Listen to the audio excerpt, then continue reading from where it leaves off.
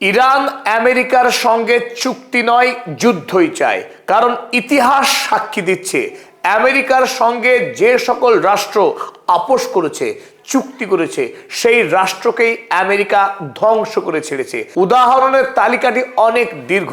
সাদ্দাম হোসেনের ইরাক, শুরুতে সাদ্দাম হোসেন যখন ভেবেছিলেন আমেরিকার সঙ্গে চুক্তি করে ইরাক রাষ্ট্রকে সমৃদ্ধ করবেন, পারেননি। ইরাকে যখন ধ্বংস চালালো আমেরিকা, লিবিয়ার শাসক মুয়াম্মার গাদ্দাফি তিনিও বাঁচতে চেয়েছিলেন, তার দেশের পরমাণু অস্ত্রের প্রকল্প ছেড়ে দিয়ে ইউরোপ এবং আমেরিকার কাছে আত্মসমর্পণ করে তিনি বাঁচেননি। বন্ধু রাষ্ট্র রাশিয়ার উপরে ভরসা করে বাঁচতে চেয়েছিল সিরিয়া, পারেনি। সিরিয়ারও পতন হয়েছে 2024 সালে। এমনকি অতীতে ইরান 2003 সালে আমেরিকার সঙ্গে চুক্তি করতে চেয়ে ইরানেরও তিক্ত অভিজ্ঞতা আছে অতীতে, যে আমেরিকা ইরানের সঙ্গে চুক্তি নয়, যুদ্ধ চায়। আমেরিকা এবং ইরান এই দুই রাষ্ট্র কোনোদিনই বন্ধু হতে পারে না, কারণ ইরান ইসলামিক বিশ্বাসের উপর দাঁড়িয়ে আছে, ওদিকে আমেরিকা জায়নবাদী এবং পুঁজিবাদী রাষ্ট্র, যার সঙ্গে কোনোদিনই মতাদর্শগত মিল হতে পারে না। তাই হয় ইরানের বিজয় হবে, নতুবা আমেরিকার বিজয় হবে। এই দুইয়ের একটি রাষ্ট্র ধ্বংস না হলে কোনোভাবেই মধ্যপ্রাচ্যে শান্তি তৈরি হবে না। কিন্তু বর্তমানে ইরান সামরিক শক্তি, ধর্মীয় বিশ্বাস এবং জাতিগত ঐক্য এমন উচ্চতায় তুলে নিয়ে এসেছে, যাতে স্পষ্টই বোঝা যাচ্ছে আমেরিকার ধ্বংস হওয়া শুধু সময়ের অপেক্ষা। চলুন মূল আলোচনা শুরু করবার আগে, গতকাল রাতে নতুন করে আবারও ইরান এবং আমেরিকা যুক্তরাষ্ট্রের মধ্যে এক ভয়াবহ যুদ্ধ শুরু হয়েছে। সেই যুদ্ধের আপডেট দেখে নিয়ে আমরা মূল আলোচনায় ফিরব। এই আলোচনায় সকলকে স্বাগত জানাচ্ছি, আমি আপনাদের বন্ধু প্রফেসর আব্দুল হালিম।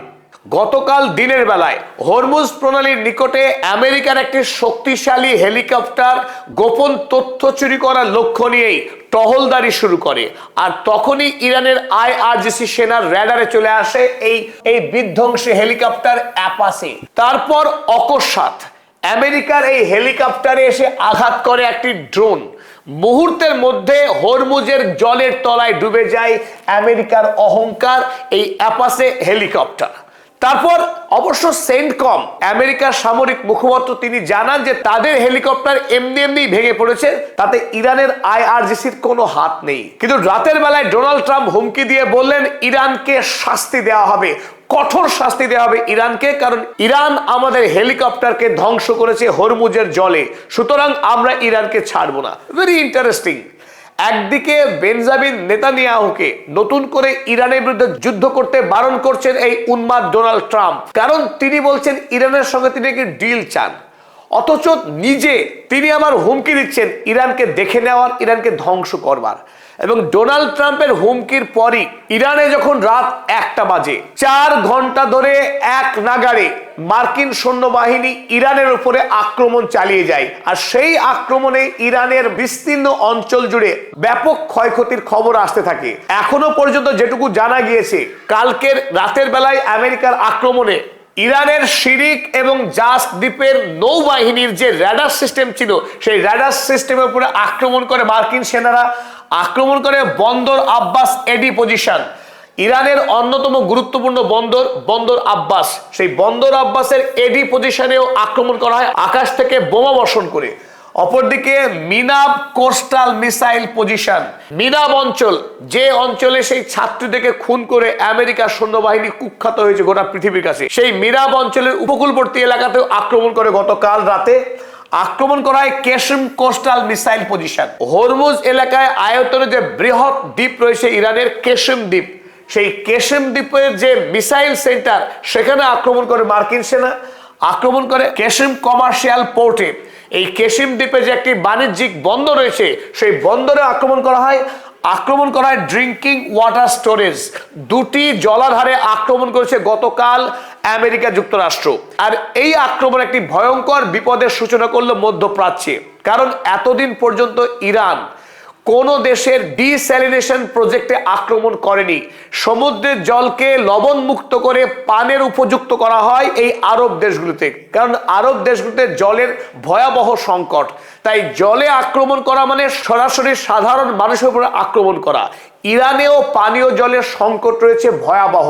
তাই ইরান সরকার তেহরানে বিশেষ করে যাতে পানির সংকট না হয়, তাতে একাধিক বড় বড় জলাধার রয়েছে, সেই জলাধারেও আক্রমণ করেছে পিশাচ মার্কিন সৈন্যবাহিনী।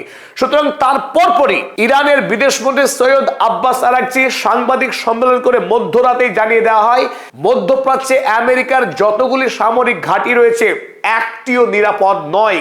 তারা যদি নিরাপত্তা পেতে চায় তাহলে অবিলম্বে মধ্যপ্রাচ্যের মাটি ছেড়ে নিজের দেশে ফিরে যাক, নইলে ইরান কোনো সামরিক ঘাঁটিকে সুরক্ষিত রাখবে না। যেমন কথা তেমন কাজ। তারপরেই শুরু হয়ে যায় ইরানের পক্ষে পাল্টা হামলা।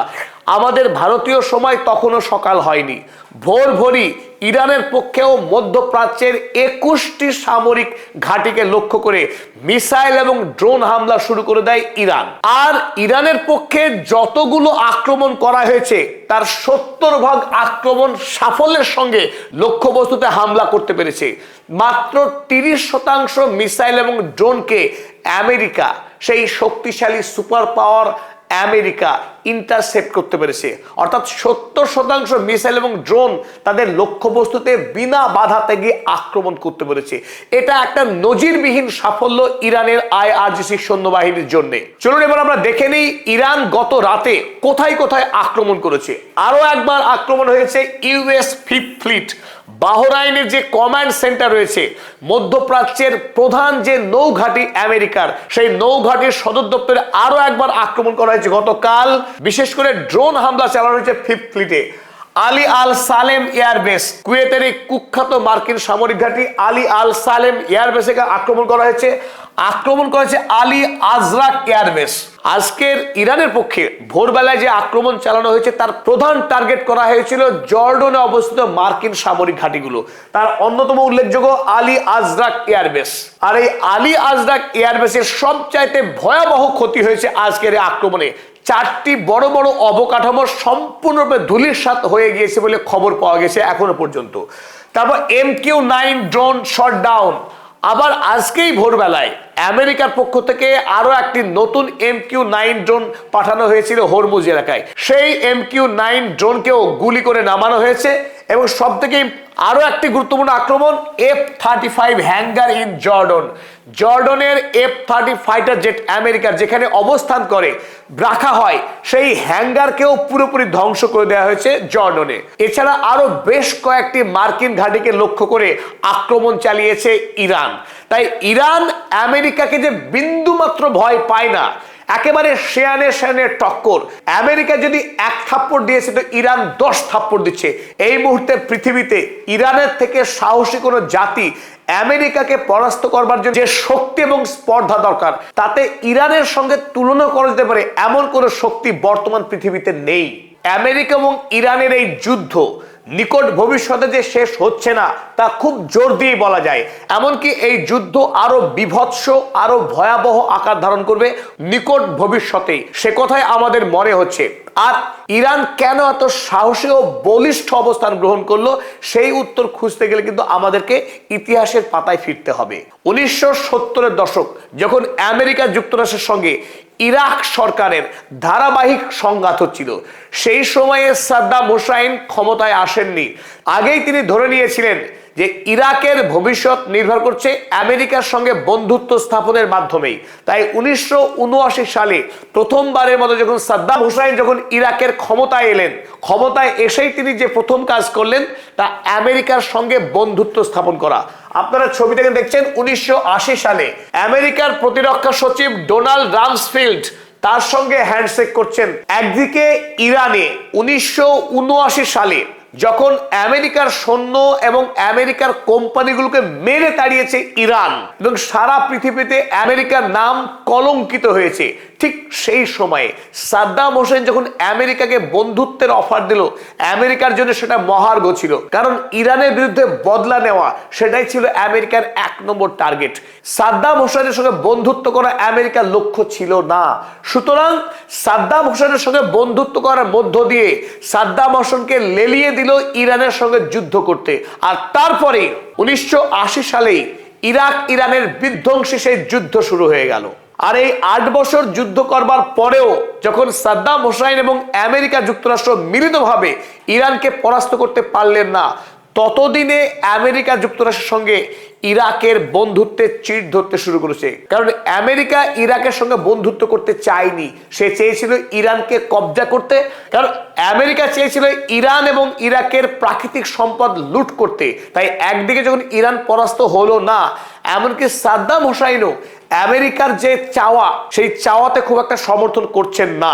সুতরাং ধীরে ধীরে ইরাকের সঙ্গে আমেরিকা যুক্তরাষ্ট্রের শত্রুতা বাড়তে লাগলো। সাদ্দাম হোসাইন বন্ধু থেকে হয়ে গেলেন খলনায়ক। আর তারপরে আমেরিকা অভিযোগ করতে শুরু করলো Iraq weapon of mass destruction তৈরি করেছে, কেমিক্যাল উইপেন তৈরি করে গোটা মানব জাতিকে খুন করবার ষড়যন্ত্র করছে এই স্বৈরাচারী শাসক সাদ্দাম হুসাইন। সুতরাং 2003 সালে ইরাক আক্রমণ করে সাদ্দাম হুসাইনের সরকারকে ফেলে দিয়ে বিচারের নামে প্রহসন করে তাকে নির্মমভাবে খুন করেছে আমেরিকা।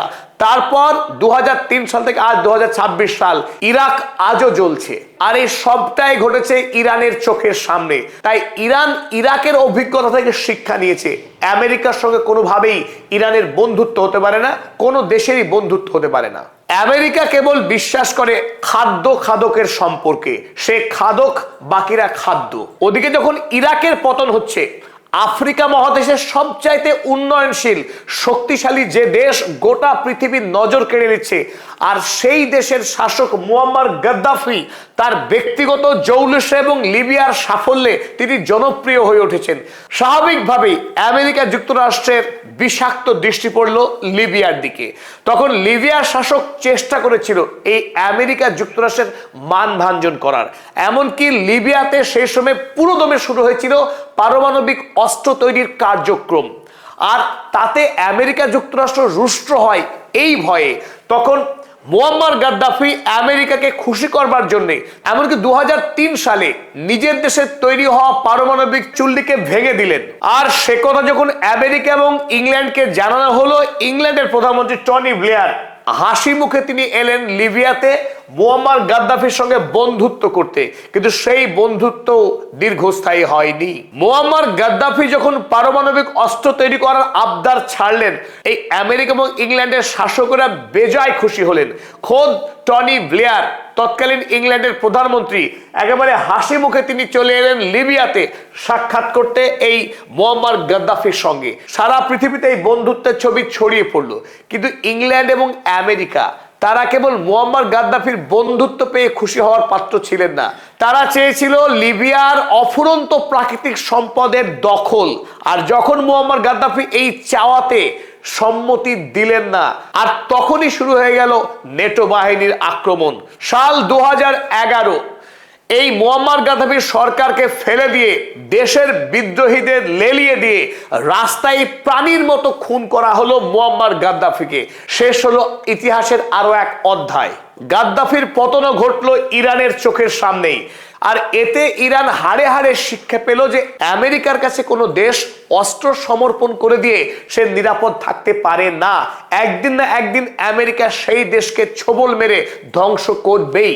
ইতিহাসে এও নজির রয়েছে যে কোনো একটি রাষ্ট্র যদি মনে করে বন্ধু রাষ্ট্রের শক্তিতে সে আমেরিকার আগ্রাসন থেকে বাঁচবে, সেই রাষ্ট্র কিন্তু টিকতে পারেনি। আমরা কথা বলছি সিরিয়ার। 2013 সালে সিরিয়ার শাসক চুক্তি করেছিল রাশিয়ার সঙ্গে যে রাশিয়া তাকে নিরাপত্তা দেবে। কিন্তু 2022 সালে যখন রাশিয়া নিজেই ফেঁসে গেল ইউক্রেনের সঙ্গে এক দীর্ঘমেয়াদী যুদ্ধে, 2024 সালে সিরিয়া তাসের ঘরের মতো ভেঙে পড়লো। তাই এই সমস্ত অভিজ্ঞতার মধ্য দিয়ে ইরান বুঝতে শিখেছে যদি আমেরিকার সঙ্গে লড়াইয়ে টিকে থাকতে হয়, নিজের দেশের নিজের প্রযুক্তিতে অস্ত্র তৈরি করতে হবে এবং সেই অস্ত্র দিয়ে নিজেই লড়াই করতে হবে আমেরিকার বিরুদ্ধে। আমেরিকার সঙ্গে কোনো শান্তি চুক্তি নয়, কোনো ডিল নয়, লড়াই একমাত্র পথ। আর সেই পথেই ইরানের বিজয় হবে এবং মধ্যপ্রাচ্য থেকে স্থায়ীভাবে আমেরিকাকে চিরতরে বিদায় করা হবে। সেই লড়াই এখন চলছে মধ্যপ্রাচ্যে। তাই চুক্তি নয়, ইরান যুদ্ধের মধ্যেই সমাধান খুঁজছে।